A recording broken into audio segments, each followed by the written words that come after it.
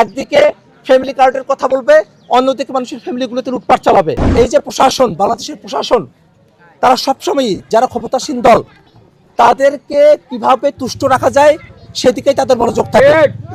আমরা প্রশাসনের এই যে নিরপেক্ষতার ভান ধরে বসে থেকে এই যে জুলুম সহ্য করে যাওয়া, জুলুমকে প্রশ্রয় দেওয়া এবং মানুষের উপরে জুলুম হওয়ার পরে বিচার না করা, এটাকে পুরনো আমলে প্রশাসন যেভাবে সরকারি পদের অনুগত হয়ে যাওয়ার প্রক্রিয়ার মধ্যে দিয়ে নিজেদেরকে নিয়ে যায়, তেমন ধরনের একটা প্রক্রিয়া হিসেবে আমরা এটাকে দেখি।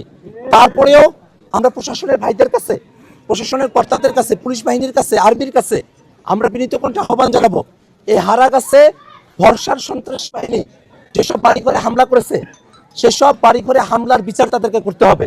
একদিকে বিএনপি ফ্যামিলি কার্ডের কথা বলে, একদিকে বিএনপির প্রার্থী ভরসা মানুষকে শাড়ি লুঙ্গি দেয়, অন্যদিকে বিএনপির কর্মীরা, ভরসার কর্মীরা, সন্ত্রাসীরা মানুষের পরিবারগুলোকে ভেঙে তছনছ করে দেয়, মানুষের জীবন জীবিকার যে উপকরণগুলো আছে সেগুলো তারা লুটপাট করে নিয়ে যায়।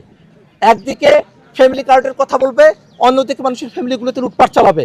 একদিকে শাড়ি লুঙ্গি দিবে, অন্যদিকে মানুষের জীবন ধারণের উপকরণগুলোকে লুটপাট করে নিয়ে যাবে, স্বর্ণ টাকা পয়সা লুটপাট করে নিয়ে যাবে। এটাই হচ্ছে তাদের নীতি। এ কারণেই তাদের এই নীতির কথা মানুষেরা জানতো। এই কারণেই এই কাউনিয়া পীর কাছে হারাগাছের মানুষেরা সিদ্ধান্ত নিয়েছে, তারা শাপলাকুলির পক্ষেই তাদের অবস্থান জানিয়েছে। এই 10 দিন অতিবাহিত হয়েছে, এখনো পর্যন্ত দেখবেন না শাপলাকুলির কোনো কর্মী, পরাজিত প্রার্থীদের কোনো কর্মীর উপরে একটা ফুলের আসরও দিয়েছে এমন কোনো অভিযোগও তারা করতে পারে নাই। আমাদের কর্মীরা এতটাই সংযত, আমরা সংযত আছি, আমরা শান্তির বার্তা নিয়ে আসি।